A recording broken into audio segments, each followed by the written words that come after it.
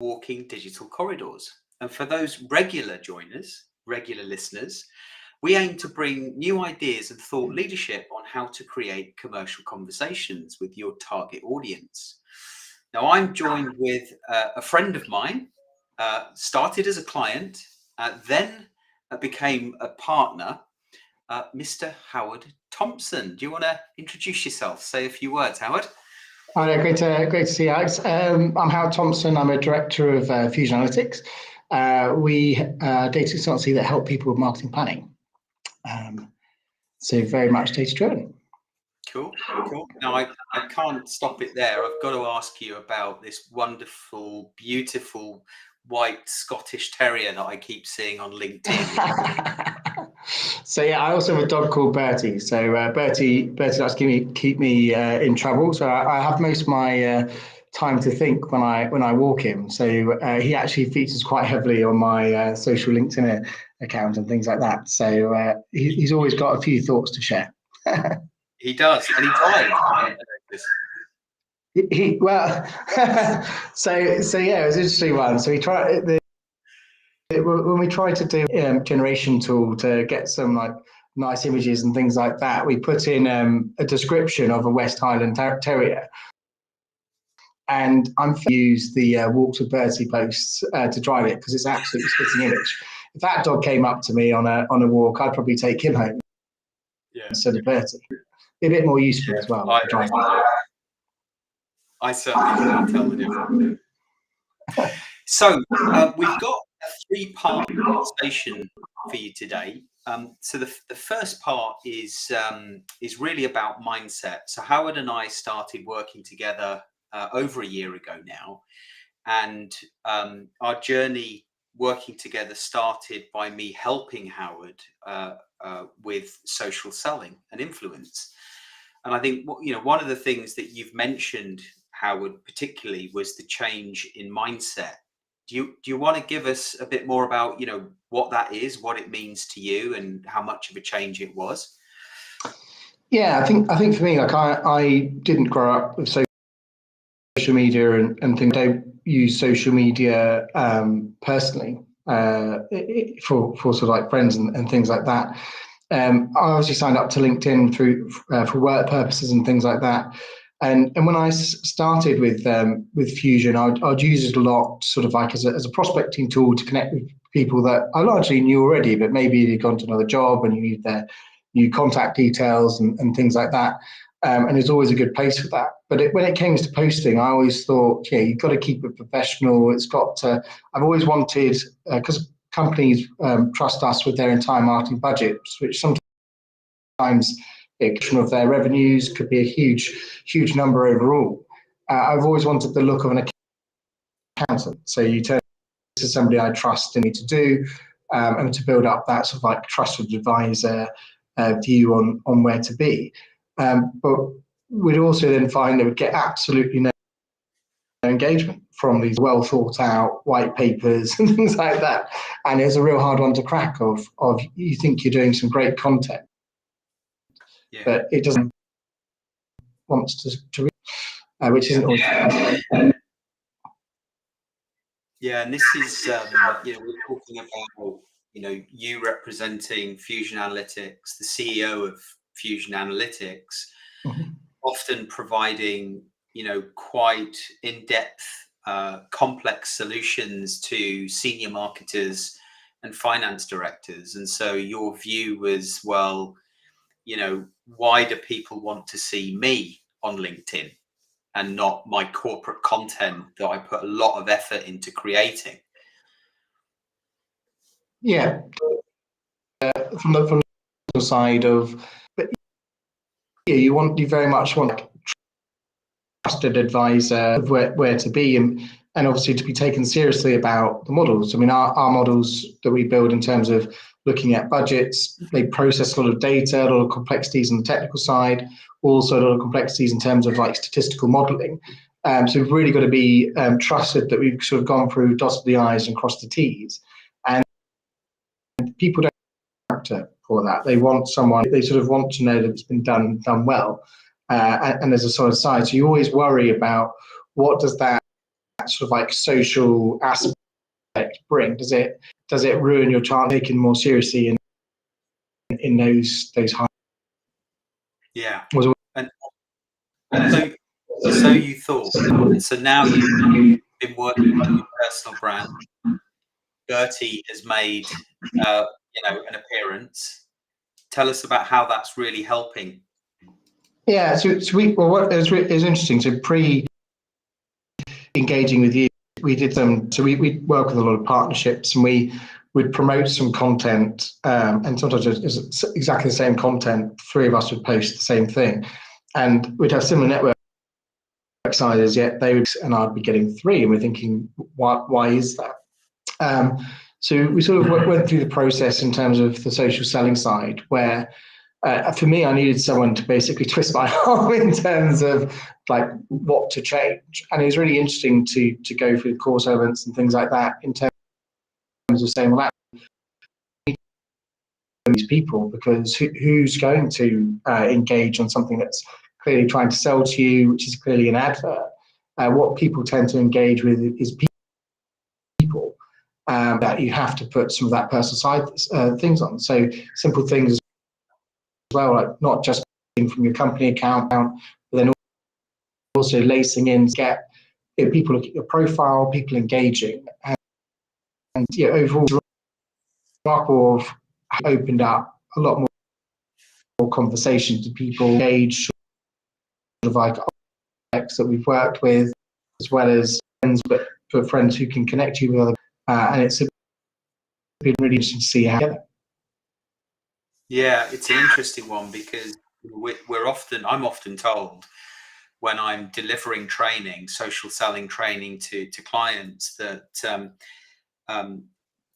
some of their existing network sort of comes to life when they see what they're up to lately, and they are skeptical, let's say, to attribute this effort, this social selling effort, or sorry, those conversations from their existing network to the social selling effort, because they already know them. And actually, if you're not doing this stuff, if you're not putting content out there that makes you stand out from the crowd, those old friends, your existing network, will easily forget you. And so, doing this stuff really brings your existing network to life. I think that's an important point for our listeners to take away. Yeah, I mean, it's interesting to that time and time again. So we have, because we cover quite a few areas of expertise in digital marketing and data analytics and things like that. People always struggle to pigeonhole us and say, I go to Howard for this. So even though I've got a great relationship with a person who's got maybe a decision maker and things like that, it's about when they're in that point of need, do they necessarily think of you, and why would they think of you at that time?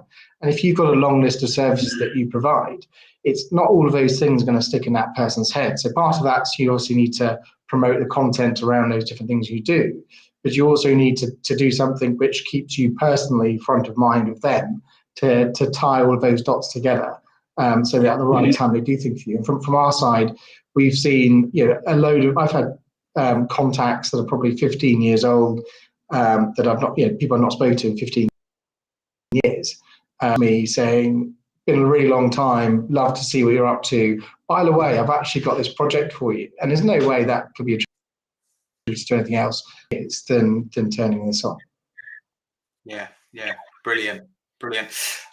So I think it's fair to say you were a little skeptical in the beginning, and I certainly saw things change, as your view of this, this world, kind of your eyes to this world was opened. We started measuring behavior initially in an Excel spreadsheet, and we were very rigorous with measuring those behaviors each and every week.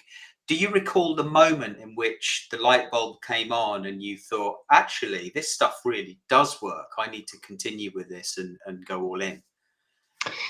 I think there's definitely there's a few things at the beginning. So in texture of content, there's obviously targets around provide that mixture, including a certain amount of human posts within that. And in the first instance, it was sort of like, can be quite easy to find one or two personal posts that you'll try, and then you can get a result from that that's normally pretty good, a lot more better than you're expecting.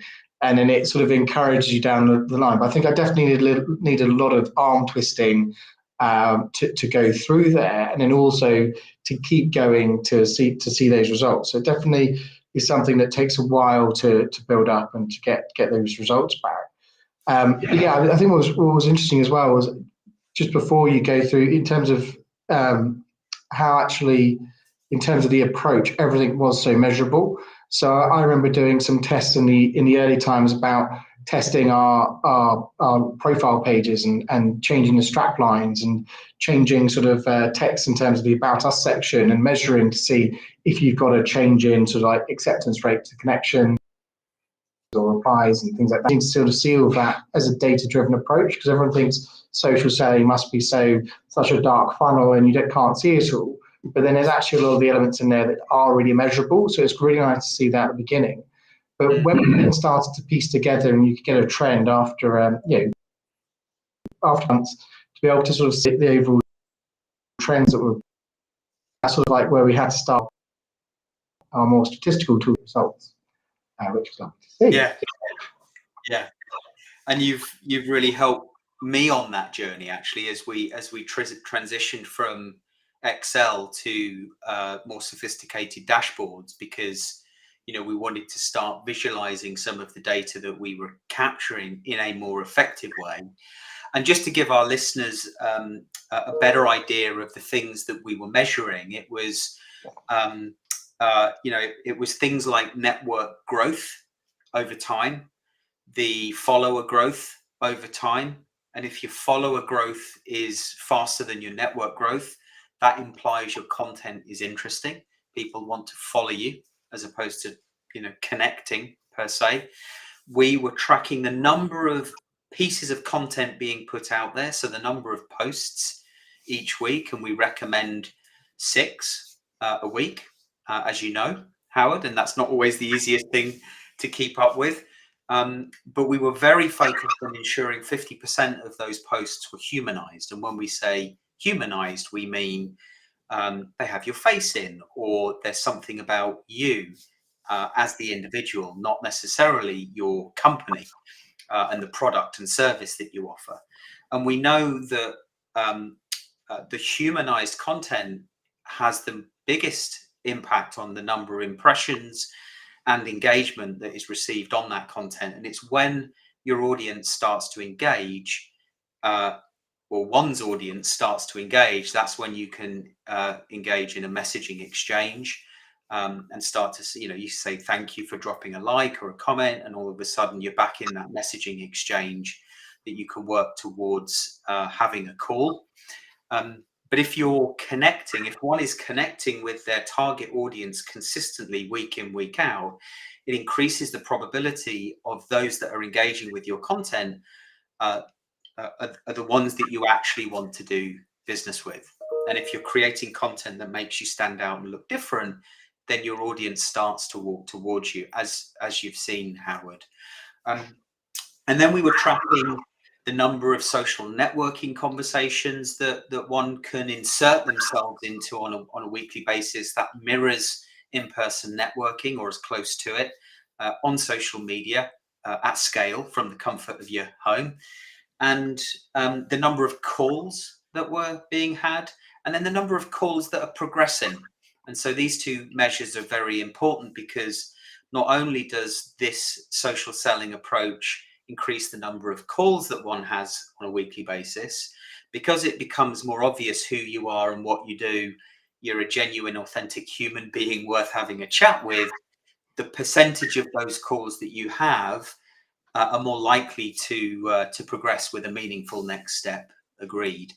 And it was the great work that you did helping us to develop the dashboards that allowed us to take that from Excel, put it into, I'm sure you're going to get onto the technicalities of it, but put it into these brilliant dashboards that allow us to then visualize the data for our clients. help to hold our clients accountable for driving the right behaviors, but also predict the outcomes that they can achieve by following the same approach. And do you want to share a bit more? Yeah, so it was interesting. The dashboards, I think they had 6 areas in total, all designed for slightly different functions. So they're really to look organisationally at a business to see the overall impact of social selling as an organisation, as well as an individual. So there's dashboards in there in terms of trying to understand what your sort of like overall yearly growth is, how much activity you've done. Are certain people as part of that, to create competition through team members by creating leaderboards to say one of the trickiest things is that some people or more age network, so it's being able to playing field that says no matter who you are and what level in your career you are, there's always definitely things that you can. Interesting from my side as well, of having lists of stuff to do, which just stop you from just randomly scrolling through LinkedIn. I think is probably one of the biggest things that people see in terms of time wasted on social media. My favorite one though was looking at the pipeline sizing calculators and the estimates of to help work out what sort of team sizes you need. So what we sort of could do, and is really good to be able to see the data in terms of the current users, was to be able to look at all of the things that drove inquiries, those different conversations we wanted. So whether it's an engagement, whether it's a call, whether it's a conversion of that call. And we could see that all of that sort of built back from doing the core principles in terms of posting the different human content, which led to posting other types of content, in terms of commenting on social media for different action. All of those drove to more across the board in terms of both call requests and things like that. See from a statistical point of view how sort of like some be. And it's lovely to be able to see that as well being tracked and used within a dashboard. And I think that's where, if you're running and ours is comparatively small, but if you're running a larger sales team, it's really important to be able to see what the actual outcome of these things are, what we're asking them to do, are people doing it, where do people need support, and then ultimately knowing that that's going to lead to a positive outcome. Yeah. I think that's really important, because thinking about social selling almost being operationalized across larger sales teams can often be a daunting thought for sales ops, sales enablement teams, because you mentioned it earlier, this notion of dark social. Things are hidden and they can't measure everything. And I would challenge those teams and say, well, look, you can't measure everything on social media, but you can measure the behaviors that, these leading behaviors, these leading measures that increase the probability of driving visibility, driving engagement, securing calls, and calls progressing that then develop into pipeline, and then pipeline into revenue. And so you can measure the things, in my mind, that really matter. And these dashboards provide businesses, teams, individuals with the data points they need to hold themselves accountable for driving the right behaviors on a weekly, daily basis. And for me, provides me with the information I need to coach individuals to be the best that they can be. Yeah. Yeah, and I think from prior experience as well, like when you're just trying to do sort of social media on your own, you just think, I'll just post a lot of stuff. You can do through bits, but soon if you're just posting the same, you'll find think, well, I can't really do anything more on post. No one's liking on it. What do I do now? And I think that's where the better structure and framework of giving you targets of what you need to be doing. It's not just how it's about commenting, it's about engaging with the audience on a one-to-one basis and trying to, it's really interesting. If you look at some of the changes we've had, I've had people reach out to me saying, well, actually, I feel like I already know you because of your profile changes and things that you've done. Those things that I felt really important and ultimately lead to better when you're talking with people. I think as well, just one thing touch. See, I started Fusion by before COVID, obviously, and my job then was really to reach out and connect with people. And I'd 9 days a week, I'd get 4 meetings a day of new and existing, reaching out with people, and I would get a very steady stream of work coming through that. I would be able to go in, we'd quickly be able to identify if there's any sort of chance products there. We convert around 70% of proposals, so really good, powerful sort of like conversion tool. What we found is get the meetings. Everyone's in London on different days. You can't go to not someone's house, but near someone. It's a little bit creepy. You need another way to up with those other people. And for me, this is the only thing that we found that actually achieves that. Yeah. So, as we kind of move into the final part of this discussion, part 3, and we kind of dig into, what this means to Fusion a little bit more, I think in my mind, there's a couple of things, but I'd love to hear from you, Howard. It's the change in approach and the fact that you can create meetings from the comfort of your own home without having to, juggle around people's diaries. That said, you can't replace in-person meetings. We're not talking about replacing it entirely. We're talking about filling the gap and some. But then there's also what this means to Fusion and your work, the work that you do with other businesses in a business-to-business context. I know you work in both business-to-business and B2C brands. So perhaps you can touch on those 2 areas. Yeah. So in terms of the the social media aspect is really hard in terms of sort of like going from you meet with someone and they'd be quite willing to do so. When you're doing it with social media and you're sort of like knocking on the door, it's very hard to stand out from being a salesperson. I mean, my background, I'm not actually a salesperson at all. I'm a statistician by trade, technician by trade, which makes all of it so much harder in terms of sort of like the social media aspect. But it's been really important that sort of like people have a view of who you are in terms of that social media post, that you feel approachable. Because I think one of the things that I've had mentioned to me before where I tried to keep everything super professional, was that it felt that I was people were scared of reaching out and asking, and would think that I wouldn't give them advice or point in the right direction. They were worried they were going to get something too big. By making it more human, more personal, I think a lot of more people come along and fired that question at me, reached out to talk about something in particular, and they've not necessarily been scared that they're going to be chased down back.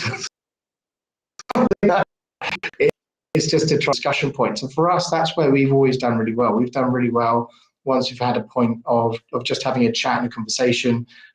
We've always done that, and I find it works, but it's trying to break down the barriers, I think, and enable a way to do that. And social media does actually lend itself very well to doing that, but you have to train yourself, I think, or this is where I needed support to change my mindset to make sort of the social first approach really work. And that's where, I've got a lot to thank you for, Alex.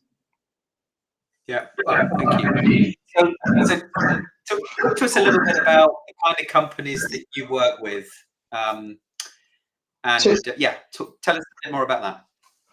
So Fusion tends to work with companies of all sizes. We normally work within sort of e-commerce, insurance, financial services, those types of companies. We do a lot in terms of data, so large volume data sets, trying to analyze those, maybe produce customer personas. Before COVID, because we used to have our sort of like unstructured, I suppose, sales approach, where we'd go in and chat. We've actually done a really wide range of data projects. So we've done everything from helping researchers activate their research by modeling it out to customer databases. We've built really complex digital reporting systems for large multinational digital analytics. We've built entire reporting structures for financial service companies. We've also worked though with some small startups, which has been really fun. And it's been great to get a real blend of different sizes, from international sort of like a small startup with nil budget, because the small startups are implementing things a lot faster and can move a lot quicker. So there's pros and cons in terms of, you don't quite scale. What we did have to do with the selling though is in our proposition. So we focus now more on marketing planning and trying to help people understand how to set marketing budget. General challenges, if you look at, say, a marketing attribution platform, which sort of says people touch 3 things before they come through and are going to assign a bit of value in terms of those different channels. It only shows half the picture, and we need to find ways of including sort of insight projects and other things together. And because of our broad range of experience, that's sort of where we're called Web Fusion, that helps sort of align things like digital teams, CRM teams, brand teams under a single marketing program, and project that forward. And if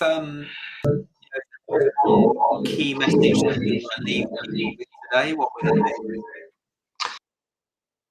I think it's just promoting the use of social media, and to say, for if you've got a problem with sort of anything in digital analytics, and obviously it's always great to reach out. I think the idea is obviously social users around it, and it's more relaxed in that sense. Then hopefully we can all get something out of it and work together.